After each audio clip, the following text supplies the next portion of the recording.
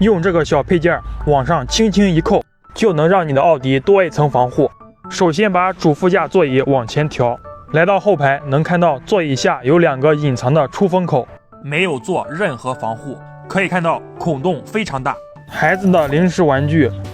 脚底带的小石子很容易滚动掉进空调管道，关键这个孔洞还非常深，掉进去的物品取不出来，还会产生异响，最后只能拆座椅和地台了。所以我提前装上了这个出风口保护罩，不锈钢的材质，直接卡上去即可。原车开模紧密贴合，装上后再也不用担心异物掉进去了。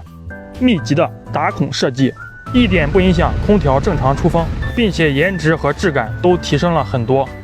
奥迪全系都有，建议奥迪车主都装上，能避免很多不必要的麻烦。